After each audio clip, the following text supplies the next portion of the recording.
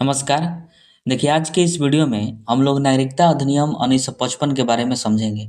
इसके पहले वाले वीडियो में जब हम लोग भाग 2 को शुरू किए थे यानी नागरिकता को, तो उसमें जो है हम लोगों ने कुल 6 आर्टिकल को पढ़ा था, आर्टिकल 5 से लेकर 11 तक।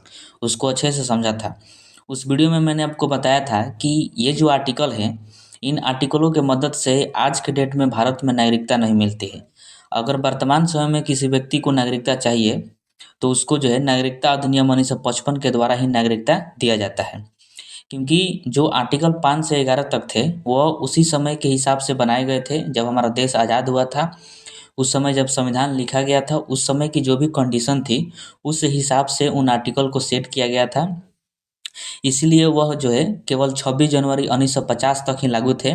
यानी जब संविधान लागू हुआ उसी दिन तक वह लागू थे। उसके बाद जो है उनको लागू नहीं किया गया।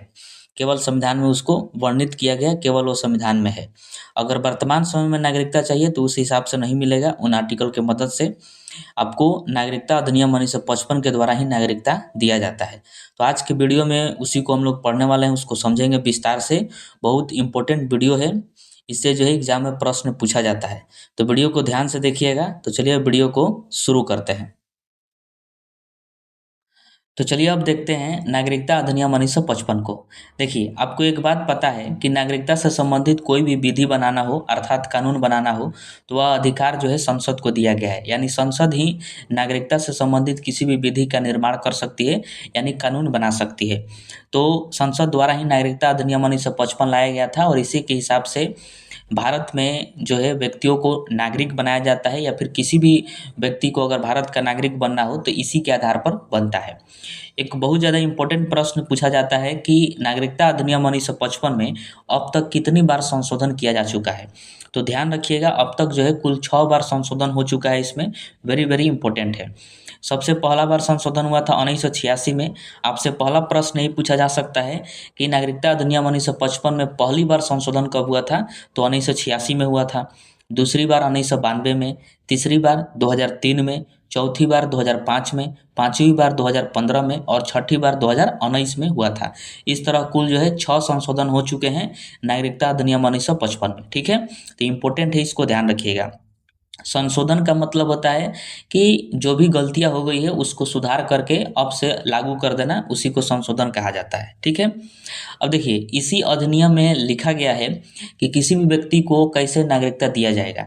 तो किसी भी व्यक्ति को भारत के नागरिक बनने के लिए कुल 5 प्रकार हैं। उन पाँचों प्रकार में से कोई भी एक अगर वो साबित करता है तो उसको भारत का नागरिक बना दिया जाता है। तो 5 प्रकार कुल इस प्रकार हैं। पहला है कि जन्म से, दूसरा है वंश के आधार पर, तीसरा है पंजीकरण के द्वारा, चौथा है देशीकरण के द्वारा और पांचवा है राज्य क्षेत्र अर्जन के द्वारा। इन्हीं 5 तरीकों से किसी भी व्यक्ति को भारत का नागरिक बनाया जाता है और वह नागरिक बन सकता है। अगर इसमें से किसी को एक को भी साबित कर देता है, प्रूफ दे देता है, दस्तावेज दे देता है, तो उसको जो है भारत का नागरिक बना दिया जाएगा। ठीक है, इस वीडियो में हम लोग पाँचों को एक एक करके एकदम बढ़िया से पढ़ेंगे, डिटेल्स में पढ़ेंगे। जैसे एग्जाम में प्रश्न पूछा जाता है उसी तरह हम लोग इसको पढ़ने वाले हैं। और वीडियो के लास्ट में हम लोग प्रीवियस ईयर क्वेश्चन को भी देखेंगे। प्रीवियस ईयर क्वेश्चन लगाकर ही जाइएगा, बहुत ज़्यादा इंपॉर्टेंट है। इससे आपको पता चल जाएगा कि आपकी तैयारी जो है कैसी है, आपने जो है कितना इसको समझा है। ठीक है, तो आइए हम सबसे पहले देखते हैं कि जन्म से कैसे नागरिकता दिया जाता है इस अधिनियम के द्वारा। तो देखिए, पहला प्रकार है जन्म से। इसमें कहा गया था कि यदि किसी व्यक्ति का जन्म 26 जनवरी 1950 के बाद भारत में हुआ है तो वह भारत का नागरिक होगा, ये कहा गया था। और आपको पता है कि 26 जनवरी 1950 को हमारा संविधान लागू हुआ और जो आर्टिकल 5 से लेकर 11 तक थे वो 1950 तक ही लागू थे, उसके बाद लागू नहीं थे। तो ये सबसे बड़ी चुनौती थी कि 1950 के बाद किसको भारत का नागरिक बनाया जाएगा। तो कह दिया गया कि जन्म से, यानी 1950 के बाद जिसका भी जन्म भारत में होगा वो भारत का नागरिक मान लिया जाएगा, ये कह दिया गया था। अब इसका जो है विदेशी बहुत ज़्यादा मिसयूज किए, जैसे कि पाकिस्तानी हो गए। अब मान लीजिए कि कोई पाकिस्तानी महिला है और वह जो है पहले से ही प्रेग्नेंट है और 1952 में वो भारत में घूमने के लिए आई। ठीक है, और यहीं पर एक बच्चे को जन्म दे दी। अब उस बच्चे को भी भारत का नागरिक बनाना पड़ेगा। क्यों बनाना पड़ेगा? क्योंकि हमारा संविधान ही कह रहा है कि 1950 के बाद जिसका भी जन्म भारत में हुआ होगा वो भारत का नागरिक होगा। तो महिला वो पाकिस्तानी है और 1952 में आई है, 1950 के बाद, और यहीं पर आके एक बच्चे को जन्म दी, तो उस बच्चे को भी भारत का नागरिक बनाना पड़ेगा, जबकि उसकी माता जो है वो पाकिस्तानी है। तो ये बहुत बड़ा गड़बड़ था, और इसका जो है बहुत ज़्यादा गलत फ़ायदा उठाया गया पाकिस्तानियों के द्वारा, विदेशियों के द्वारा। जिसको भी मन था वो आती थी और यहीं पर जो है बच्चे को जन्म देती थी और उसको नागरिकता मिल जाता था। तो ये बहुत ज़्यादा मिसयूज इसका उठाया गया, इसलिए इसमें संशोधन करना ज़रूरी था। इसीलिए 1 जुलाई 1987 को इसमें जोड़ा गया कि भारत में जन्म लेने वाले बच्चे को नागरिकता दिया जाएगा, लेकिन उसके माता या पिता में से कोई एक भारतीय नागरिक होना चाहिए। ध्यान दीजिएगा इस डेट को, और इस पॉइंट को आप ध्यान रखिएगा। 1 जुलाई 1987 को जोड़ा गया कि किसी भी बच्चे को, जो बच्चा जन्म लेगा भारत में, उसको नागरिक माना जाएगा, लेकिन उसके माता या पिता में से कोई भी एक भारत का नागरिक हो तब उसको नागरिकता दिया जाएगा, अन्यथा नहीं दिया जाएगा। जैसे मान लीजिए कि कोई जो है इंडिया का लड़का है और वह जो है विदेश में गया, ठीक है, और वहाँ पर जाकर किसी लड़की से शादी कर लिया और शादी करके फिर इंडिया लेकर चला आया, और यहाँ पर वह लड़की जो है एक बच्चे को जन्म दी, तो उस बच्चे को नागरिकता दे दिया जाएगा। क्यों दिया जाएगा? क्योंकि उसके पिता जो है भारतीय हैं। या फिर ऐसे भी मान लीजिए कि इंडिया की कोई लड़की है और विदेश में गई, किसी भी देश में, और वहाँ पर किसी लड़के से शादी करके इंडिया चल आई और यहाँ पर एक बच्चे को जन्म दी, तो उस बच्चे को भी नागरिकता दिया जाएगा। क्यों दिया जाएगा? क्योंकि उसकी माता जो है भारतीय नागरिक है, इस वजह से दिया जाएगा। और यही बात 1 जुलाई 1987 को जोड़ा गया था कि भारत में जन्म लेने वाले उस बच्चे को नागरिकता दिया जाएगा जिसके माता या पिता में से कोई भी एक भारत का नागरिक हो, तो उसको नागरिकता दे दिया जाएगा। अब इसका भी गलत फायदा उठाया गया। अब कैसे उठाया जाएगा? देखिए, मान लीजिए कि कोई इंडिया का लड़का है और वो विदेश में कोई कार्य कर रहा है, मान लीजिए पाकिस्तान में कोई कार्य कर रहा है, और वहाँ पर जो है कोई महिला है जो कि पाकिस्तान की एजेंट है, तो वो उस लड़के को फंसा कर उससे शादी करेगी और शादी करके फिर इंडिया आएगी और इंडिया में आके बच्चे को जन्म देगी, और जब जन्म देगी तो उस बच्चे को भी नागरिकता देना पड़ेगा क्योंकि उसके पिताजी जो है भारतीय हैं, और फिर उसी तरह से जो है मिसयूज किया जाएगा, बम वम फोड़ा जाएगा। तो ये बहुत बड़ा गड़बड़ था, इसका मिसयूज होने लगा, इसलिए इसको भी क्लोज किया गया। और फिर 3 दिसंबर 2004 को इसमें जोड़ा गया कि माता और पिता दोनों भारतीय नागरिक हो, तब जाके उस बच्चे को नागरिकता दिया जाएगा, अन्यथा नहीं दिया जाएगा। ये बात इसमें कहा गया। और अगर कोई एक भारतीय नागरिक है तो दूसरा अवैध प्रवासी नहीं होना चाहिए, मतलब गलत दस्तावेज से नहीं आना चाहिए, तो उसको नागरिक बनाया जाएगा। और ये कब जोड़ा गया था? 3 दिसंबर 2004 को, ध्यान रखना है।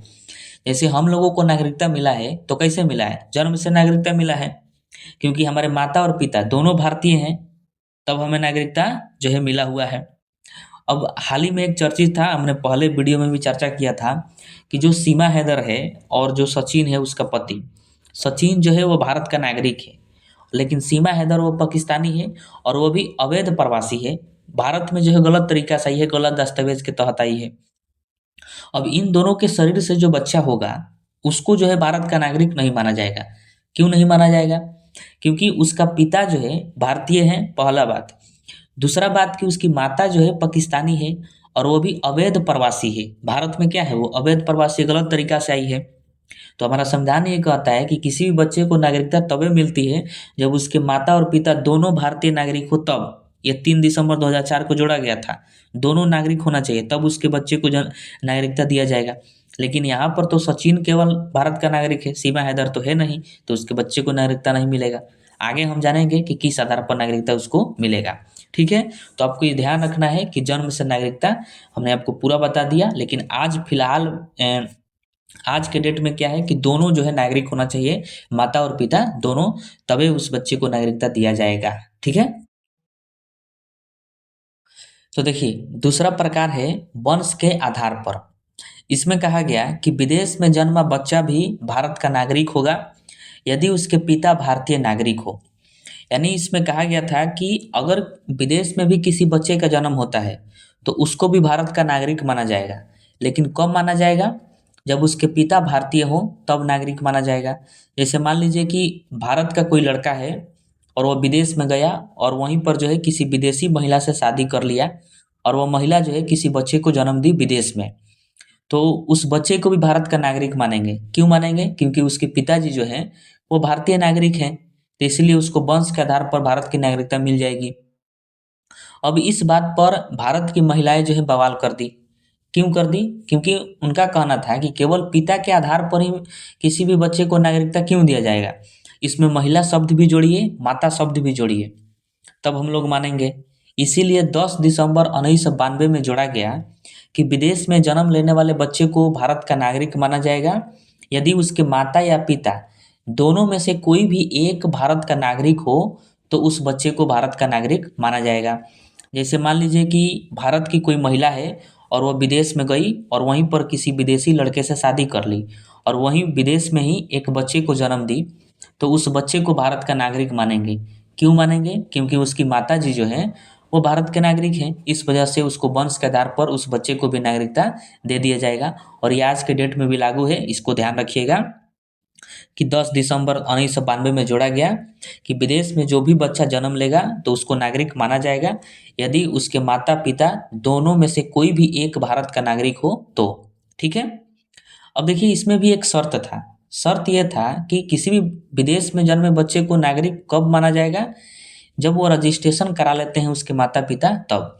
जैसे कि मान लीजिए कि किसी बच्चे का जन्म विदेश में हुआ है, ठीक है, और उसके माता या पिता में से कोई भी एक भारत का नागरिक है, तो उस बच्चे के उम्र जो है 1 वर्ष होने से पहले ही अगर रजिस्ट्रेशन करा लिया जाएगा इंडिया में, तब उसको नागरिक माना जाएगा। अगर 1 वर्ष से पहले रजिस्ट्रेशन नहीं हुआ है और 1 वर्ष के बाद रजिस्ट्रेशन कराते हैं, तो उसको जो है नागरिक ऐसे नहीं मान लिया जाएगा। फिर केंद्र सरकार द्वारा विचार किया जाएगा कि उसको नागरिक बनाया जाए कि नहीं बनाया जाए। जैसे कि मान लीजिए कि कोई लड़का है और उसका जन्म विदेश में 2020 में हुआ, ठीक है। विदेश में 2020 में उसका जन्म हुआ और उसके पिताजी भारतीय नागरिक हैं और 21 तक उसका रजिस्ट्रेशन नहीं हुआ और 1 साल पूरा हो गया, तो फिर उसको जो है वंश के आधार पर नागरिक नहीं माना जाएगा। केंद्र सरकार द्वारा विचार किया जाएगा कि उस बच्चे को नागरिक माना जाए कि नहीं माना जाए। ठीक है। तो ये शर्त आपको ध्यान रखना है कि बच्चे के उम्र के 1 वर्ष के भीतर रजिस्ट्रेशन अनिवार्य होगा। यदि उम्र 1 वर्ष से अधिक हो गया है तो फिर केंद्र सरकार द्वारा विचारणीय है, केंद्र सरकार द्वारा विचार किया जाएगा कि उसको नागरिक माने कि नहीं माने। ठीक है।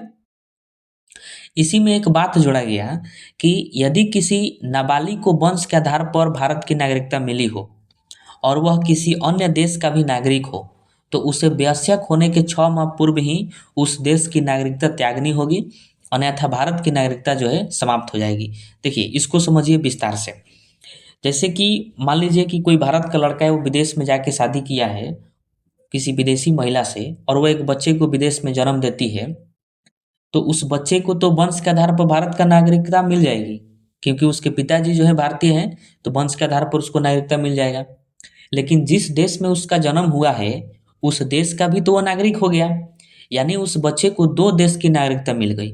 एक जो विदेश में उसका जन्म हुआ और उसके पिता के आधार पर उसके पिताजी या फिर माताजी अगर भारतीय नागरिक हैं, तो उस आधार पर भारत का भी नागरिक वो हो गया, यानी 2 देशों का नागरिक हो गया।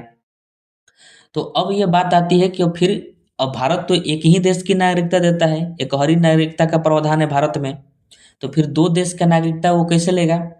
इसलिए इसमें कहा गया है कि उसके नाबालिग होने तक, मतलब जब तक वो नाबालिग है तब तक 2 देश का वो नागरिक है, लेकिन जैसे ही उसका 18 वर्ष उम्र पूजेगा, तो 18 वर्ष पूजने से पहले ही उसको डिसाइड करना पड़ेगा कि हमें किस देश का नागरिकता चाहिए, विदेश में रह रहा है उस देश की या फिर भारत की नागरिकता, क्योंकि उसको दोनों देश को मिल गई है।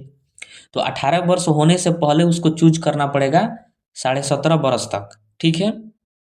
तो चूज कर सकता है कि हमें भारत का नागरिक रहना है या फिर विदेशी नागरिक रहना है, तो उसके हाथ में है। अगर 18 वर्ष पूज गया तो उसको भारत की नागरिकता त्यागनी पड़ेगी, उसको भारत का नागरिकता नहीं दिया जाएगा अगर उसका 18 वर्ष पूज गया है। तो अगर 18 वर्ष से पहले ही वो डिसाइड कर लेता है तो वो विदेश का नागरिकता छोड़ देगा तो उसको भारत का मिल जाएगा, या फिर 18 वर्ष से पहले भारत की नागरिकता छोड़ दे तो उसको विदेश का ही रह जाएगा उसके पास नागरिकता।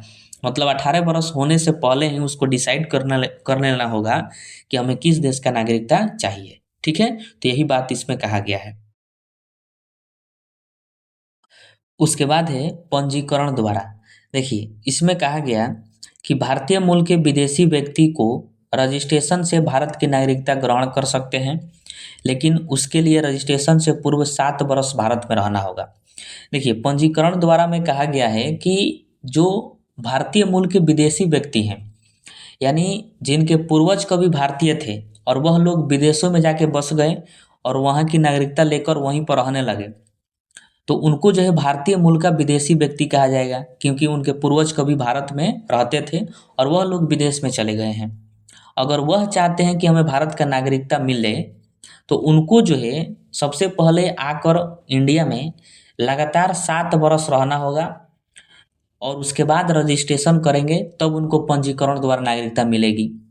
जैसे मान लीजिए कि कोई भारतीय मूल का विदेशी व्यक्ति है और उसका दिमाग अब खुला, अब उसका आँख खुला कि हम जो है भारत के नागरिक बनेंगे, हमें भारत की नागरिकता चाहिए 2026 में। तो वह आकर 2026 से लगातार 7 वर्ष पहले रहेगा, 2033 तक, और फिर 2033 में रजिस्ट्रेशन करेगा कि हम इंडिया में 2026 से लगातार 7 वर्ष रहे हैं, और रजिस्ट्रेशन करेगा, तब जाके उसको पंजीकरण द्वारा भारत की नागरिकता मिलेगी। ठीक है, तो पंजीकरण द्वारा किसको नागरिकता मिलती है? तो जो भारतीय मूल के विदेशी व्यक्ति होते हैं, यानी जिनके पूर्वज कभी भारतीय थे और वह लोग विदेशों में जाके बस गए थे, और उनको अगर नागरिकता चाहिए तो इंडिया में आके 7 वर्ष रहिए, उसके बाद रजिस्ट्रेशन करिए, तब जाके आपको पंजीकरण द्वारा नागरिकता मिलेगी। यानी आज अगर कोई चाहे तो 2026 से 2033 तक लगातार 7 वर्ष रहेगा इंडिया में, और फिर रजिस्ट्रेशन करेगा 2033 में, तब जाके उसको 2033 में पंजीकरण द्वारा भारत का नागरिक माना जाएगा, अन्यथा नहीं माना जाएगा। अब देखिए, लगातार 7 वर्ष रहने का मतलब क्या है कि इंडिया में बसने के उद्देश्य से रहे, या फिर अगर उसको विदेश जाना हो तो वो कुछ समय के लिए जा सकता है, आ सकता है। अब ऐसा नहीं है कि 2 साल इंडिया में रहे फिर 2 साल जाके पाकिस्तान में रहे, ऐसे नहीं कर सकता है वो। और लास्ट के जो 12 मंथ है, यानी लगातार मान लीजिए 6 साल रह गया, और जो 7वां साल होगा उसमें एक भी दिन इधर उधर नहीं होना चाहिए, लगातार रहना चाहिए इंडिया में, तब जाके उसको पंजीकरण के द्वारा नागरिकता दिया जाएगा। ठीक है, तो आपको ध्यान रखना है, पंजीकरण द्वारा, फिर से मैं इसको रिपीट कर दूं, भारतीय मूल के व्यक्तियों को दिया जाता है, विदेशी व्यक्तियों को जिनके पूर्वज कभी भारतीय थे, उनको अगर चाहिए तो रजिस्ट्रेशन करने से पहले ही 7 वर्ष तक लगातार रहना होगा इंडिया में, उसके बाद आप रजिस्ट्रेशन करिए, फिर आपको पंजीकरण द्वारा नागरिकता दे दी जाएगी। ठीक है, उसके बाद है अर्जित क्षेत्र द्वारा नागरिकता देना। इसमें कहा गया है कि जब किसी विदेशी राज्य क्षेत्र को भारत के राज्य क्षेत्र में सम्मिलित किया जाता है, तो वहाँ के निवास कर रहे लोगों को भारत की नागरिकता दे दी जाती है। मतलब मान लीजिए कि कोई विदेशी क्षेत्र है, या फिर कोई विदेशी देश का कोई भी छोटा सा टुकड़ा है, या फिर कोई देश ही क्यों ना हो विदेश में, ठीक है, अगर भारत जो है उसको अपने में मिला लेता है, या फिर युद्ध के द्वारा मिला ले, या फिर किसी भी विलय पत्र के द्वारा भारत अपने क्षेत्र में उसको मिला लेता है किसी भी विदेशी क्षेत्र को, तो वहाँ तो जो लोग निवास कर रहे हैं उनको भी नागरिकता देना पड़ेगा कि नहीं देना पड़ेगा? बिल्कुल देना पड़ेगा। तो वहाँ के लोगों को नागरिकता जो है ऐसे ही दे दी जाती है, उसी को कहा जाता है अर्जित क्षेत्र द्वारा नागरिकता देना। जैसे कि सिक्किम, सिक्किम जो है 1975 से पहले एक स्वतंत्र देश था, और 16 मई 1975 को उसको भारत में विलय करा लिया गया। आप उसके बारे में जो है हमारे पहले वाले वीडियो में पढ़ सकते हैं, जो कि संविधान का हम पहला वीडियो बनाए थे उसमें, या फिर इसको डिटेल्स में पढ़ना है तो आप हिस्ट्री में इसको पढ़ते हैं कि सिक्किम को 16 मई 1975 को भारत में विलय करा लिया गया। तो सिक्किम में जो भी लोग निवास कर रहे थे 1975 से पहले, उन सभी को भारत का नागरिकता दे दी गई। क्यों? क्योंकि सिक्किम को ही भारत में मिला लिया गया था। उसी तरह गोवा है, पुडुचेरी है, जब इनका विलय भारत में कराया गया तो गोवा पुडुचेरी में जो भी लोग थे उनको भारत की नागरिकता दे दी गई, क्योंकि वो भारत के हिस्सा हो गया इस वजह से। तो अर्जित क्षेत्र द्वारा जो है किया जा सकता है। जैसे मान लीजिए हमारे बीच और पाकिस्तान के बीच युद्ध हो, और पाकिस्तान जो है बुरी तरह से हार जाए, तो पाकिस्तान को हम अपने कब्जे में कर लेंगे। तो जब हम अपने कब्जे में करेंगे तो पाकिस्तान में आज के डेट में जो भी लोग हैं उन सभी को भारत का नागरिकता दिया जाएगा कि नहीं दिया जाएगा? बिल्कुल दिया जाएगा। तो अर्जित क्षेत्र के द्वारा उन सभी लोगों को नागरिकता दे दिया जाएगा जो भी पाकिस्तान में रह रहे हैं, उन सभी लोगों को। ठीक है, अब देखिए हमारा संविधान जो है विदेशियों को भी नागरिकता देने का प्रावधान करता है, और वो किस तरह से? तो देशीकरण द्वारा, यानी प्राकृतिक द्वारा। इसमें कहा गया है कि कोई भी विदेशी भारत में आकर देशीकरण के लिए आवेदन कर सकता है, उसे जो है भारत की नागरिकता दे दी जाएगी। यानी अगर कोई विदेशी चाह रहा है जिसका कोई भी भारत से ताल्लुक नहीं है अभी भी और पहले भी, और वह विदेशी अगर चाहता है कि हम भारत का नागरिक बने, तो उसको देशीकरण द्वारा यानी प्राकृतिक द्वारा भारत की नागरिकता बनाया जा सकता है, भारत का नागरिक उसको बनाया जा सकता है। लेकिन ऐसे ही उसको नहीं बनाया जाएगा, उसके लिए जो है बहुत सारी शर्तें हैं। उन शर्तों को अगर वो पूरा करता है और फिर वो आवेदन करता है तो उसको देशीकरण द्वारा भारत का नागरिक मान लिया जाएगा। अब आइए उन सभी शर्तों को हम लोग समझते हैं एक एक करके। सबसे पहला शर्त यह है कि वह उस देश का नागरिक होना चाहिए जहाँ भारत की तरह देशीकरण द्वारा नागरिकता मिलती हो। मतलब मान लीजिए कोई भी देश का हो विदेशी और वह चाह रहा है कि हमें भारत का नागरिक बन जाए, भारत का नागरिकता हमें मिल जाए, तो सबसे पहले देखा जाएगा कि वो जिस देश का नागरिक है उस देश में देशीकरण द्वारा नागरिकता दी जाती है कि नहीं दी जाती है। अगर दी जाती होगी तब उसको भारत का नागरिक मानेंगे देशीकरण द्वारा, अगर नहीं दी जाती होगी उसके देश में तो उसको नागरिक नहीं माना जाएगा। ये पहला शर्त है। दूसरा शर्त ये है कि आवेदन से पूर्व लगातार 1 वर्ष भारत में रहा हो। मतलब अगर किसी व्यक्ति को, विदेशी को अगर नागरिकता चाहिए 2027 में, तो वह 2026 से लगातार रहेगा 1 साल और फिर 2027 में आवेदन करेगा, तब उसको देशीकरण द्वारा नागरिकता मिलेगी। उसके बाद शर्त है कि उसकी पूर्ण आयु एवं सही चरित्र हो। मतलब उसकी आयु जो है 18 वर्ष से अधिक होना चाहिए और भारत में नागरिकता लेने का उसका सही चरित्र होना चाहिए। मतलब ये नहीं कि नागरिकता लेकर उसका मकसद हो कि हम दूसरा कोई गलत कार्य करें इंडिया में, इंडिया को बदनाम करें, ऐसा उसका चरित्र नहीं होना चाहिए, सही चरित्र होना चाहिए। उसके बाद है कि उसको 8वीं अनुसूची में वर्णित 22 भाषाओं में से कम एक भाषा का ज्ञान होना चाहिए। क्योंकि देखिए ये ज़रूरी है, हमारा जो संविधान है उसकी 8वीं अनुसूची में कुल 22 भाषाओं का वर्णन किया गया है और वो 22 भाषा जो है भारत में बोले जाते हैं। तो जो भी विदेशी है, अब जिस भी देश का होगा, मान लीजिए फ्रांस का है तो वो तो फ्रेंच जानता होगा और भारत में आएगा तो ना वो किसी का भाषा समझ पाएगा ना कोई भाषा बोल पाएगा, तो फिर वो यहाँ पर जीवन यापन कैसे करेगा नागरिकता लेकर। इसीलिए कहा गया है कि हमारे देश में जो 8वीं अनुसूची में 22 भाषा का वर्णन किया गया है उसमें से कम एक भाषा तो जरूर आनी चाहिए बोलने और उसको समझने, तभी जाके आपको देशीकरण द्वारा नागरिकता दिया जाएगा, तभी आप अपना जीवन यापन कर सकते हैं, ये आप ही के लिए है। तो कम से कम आप एक भाषा आपको जानना पड़ेगा, समझना पड़ेगा उसको, और आपको बोलना भी आना चाहिए, तब आपको नागरिकता मिलेगी। और सबसे लास्ट है और बहुत ज़्यादा इम्पोर्टेंट है कि राष्ट्र के प्रति सकारात्मक सोच और निष्ठा की शपथ लेना होगा उसको, कि हम राष्ट्र के प्रति जो है सकारात्मक विचार के साथ अपने भारत में रहेंगे, हमारे अंदर देशभक्ति रहेगा भारत के प्रति। ऐसा नहीं कि गलत मकसद से यहाँ की नागरिकता लेना हो उसको, तो उसका चरित्र अगर अच्छा नहीं होगा तो फिर उसको देशीकरण द्वारा जो है नागरिकता नहीं दिया जाएगा। उसका पहले चरित्र का परीक्षा लिया जाएगा, परीक्षण किया जाएगा, तभी उसको देशीकरण द्वारा नागरिकता दी जा सकती है। ठीक है, तो ध्यान रखना है आपको कि देशीकरण द्वारा नागरिकता किसको मिलती है, तो विदेशियों को मिलती है जो कि किसी दूसरे देश के निवासी हैं। अगर वह चाह रहे हैं कि हम भारत का नागरिक बने तो वो देशीकरण द्वारा नागरिकता ले सकते हैं सभी शर्तों को पूरा करके। ठीक है, एक आपको नोट पॉइंट ध्यान रखना है कि हमारा संविधान उन लोगों को बिना किसी शर्त के देशीकरण द्वारा नागरिकता देता है जो विज्ञान, दर्शन, कला, साहित्य, विश्व शांति और मानव विकास के क्षेत्र में अपना विशेष योगदान दिए हैं। जैसे मान लीजिए किसी भी देश का कोई भी विदेशी व्यक्ति है और वो बहुत ही चर्चित व्यक्ति हैं, मतलब उनको जो है 6 क्षेत्रों में, 6 में से किसी भी एक क्षेत्र में वो जो है अपना योगदान दिए हैं, उनका विशेष योगदान है या फिर अपना नाम कमाए हैं, बहुत अच्छे आदमी हैं। जैसे विज्ञान में अगर वो नाम कमाए हैं, फिजिक्स, केमिस्ट्री, बायोलॉजी किसी भी सब्जेक्ट में, दर्शन में हो गया, कला की कोई कला है उनके पास, सिंगिंग करते हो, डांसिंग करते हो, नृत्य कला, ये सब कला हो गया, या फिर चित्रकला हो गया, साहित्य हो गया, विश्व शांति हो गया, और मानव विकास में अगर किसी व्यक्ति का, किसी विदेशी व्यक्ति का बहुत बड़ा योगदान है पूरे विश्व में, तो वह अगर चाहें तो उनको देशीकरण द्वारा भारत की नागरिकता मिल जाएगी बिना किसी शर्त के। जितने भी हम लोग शर्त पढ़ें वो कोई भी शर्त की आवश्यकता नहीं है, लेकिन उसको नागरिकता दे दी जाएगी। जैसे में पाकिस्तानी एक सिंगर हैं अहनान सामी।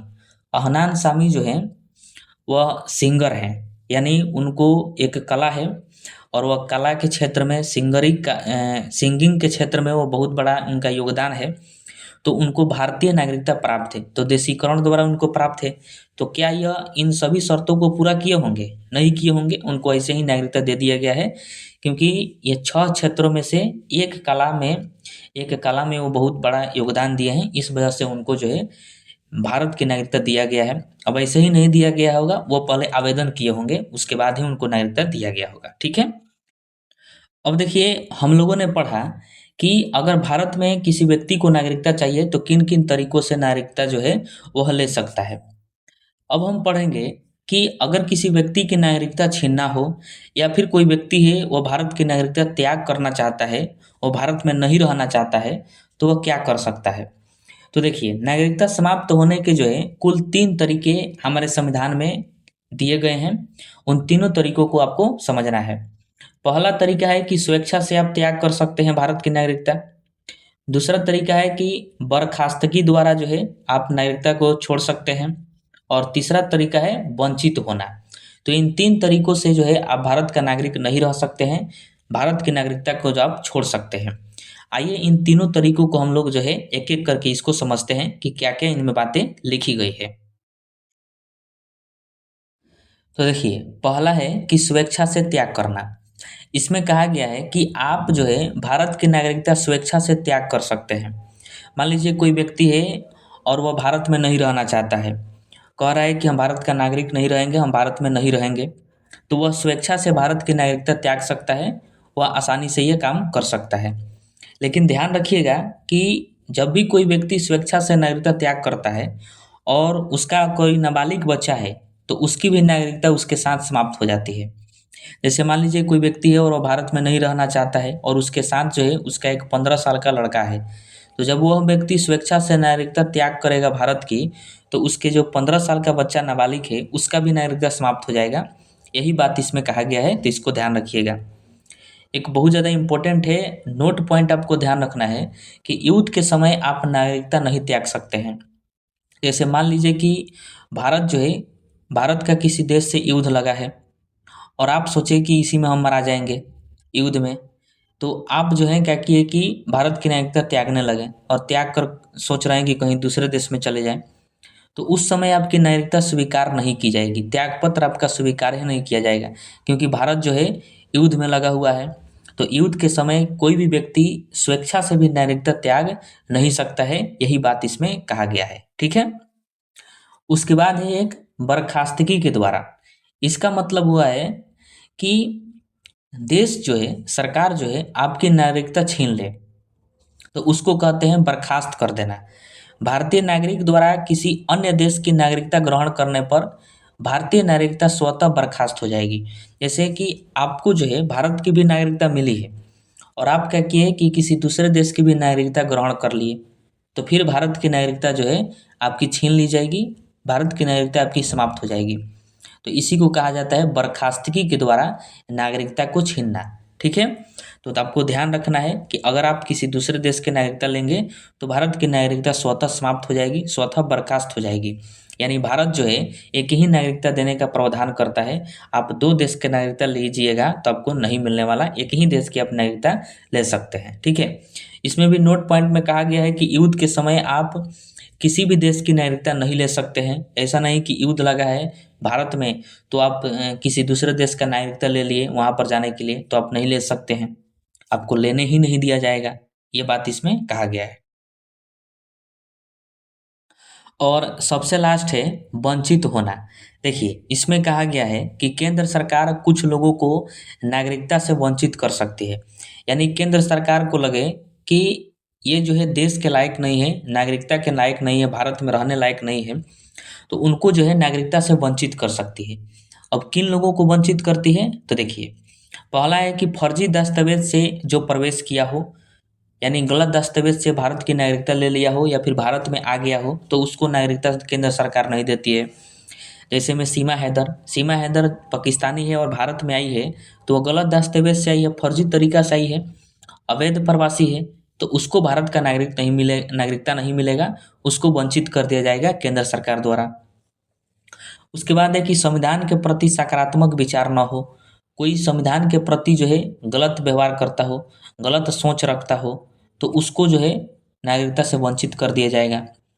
उसके बाद है कि शत्रु राष्ट्र अर्थात देश से गैर कानूनी संबंध हो, कोई भारत का नागरिक हो, भारत का खाता हो, भारत में रहता हो और पाकिस्तान का गुण गाता हो, पाकिस्तान की बड़ाई करता हो, भारत की बुराई करता हो, तो उसको जो है उसकी नागरिकता छीन ली जाएगी, उसको नागरिकता से वंचित कर दिया जाएगा।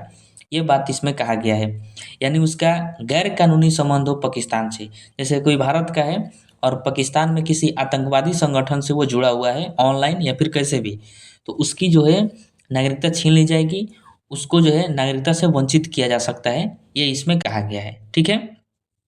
उसके बाद है कि देशीकरण या फिर पंजीकरण द्वारा नागरिकता प्राप्ति के 5 वर्ष के अंदर किसी अन्य देश द्वारा 2 वर्ष की सजा दिए जाने पर, जैसे किसी व्यक्ति को देशीकरण द्वारा या फिर पंजीकरण द्वारा नागरिकता भारत की मिल गई है और वह रह रहा है भारत में और अभी भी 5 वर्ष नहीं हुआ है, तब तक पता चला कि जिस देश में ये पहले रहता था उस देश में कोई कांड किया था और उसको 2 साल से अधिक का सजा उसको दिया जा चुका है या फिर 2 साल का सजा दिया जा चुका है, तो फिर उसको नागरिकता से वंचित कर दिया जाएगा, उसकी नागरिकता जो है छीन ली जाएगी भारत में। ठीक है। और उसको भेज दिया जाएगा उसी देश में कि चले जाओ पहले जाके सजा काट के आओ। तो ये बात इसमें कहा गया है। उसके बाद है कि लगातार 7 वर्षों तक भारत से बाहर रहने पर, अगर कोई व्यक्ति लगातार 7 वर्षों तक भारत से बाहर रहता है तो फिर उसको जो है नागरिकता से वंचित कर दिया जाएगा, क्योंकि इतना साल अगर रहेगा, लगातार रहना है, ऐसा नहीं कि गैपिंग देके, अगर लगातार रह रहा है तो फिर जिस देश में रह रहा है वहाँ के वो चाल ढाल में वो समाहित हो जाएगा, वहाँ के परिवेश में वो जो है घुल मिल जाएगा, तो फिर उसकी जो है यहाँ से उसको वंचित किया जा सकता है। इसीलिए कोई व्यक्ति विदेश जाता है तो 2 साल 3 साल ऐसे करके जाता है और फिर कभी कभार जो है आ जाता है इंडिया में, 1 दिन के लिए भी आए या फिर 10 दिन के लिए, लेकिन आता जरूर है, लगातार नहीं रहता है। तो ये बात जो है इसमें कहा गया है कि वंचित किया जा सकता है। ठीक है। नेक्स्ट वीडियो जो इसके बाद आएगा उसमें हम आपको बताएंगे कि पासपोर्ट किसे कहते हैं, वीज़ा क्या है, एनआरसी क्या है, एनसीआर क्या है, ये सब पर क्यों विवाद हुआ था, और उसके बाद जो भी इम्पोर्टेंट ऑब्जेक्टिव क्वेश्चन है जो कि एग्जाम में पूछे जाते हैं उन सभी को हम लोग कवर करेंगे, उनको समझेंगे। ठीक है।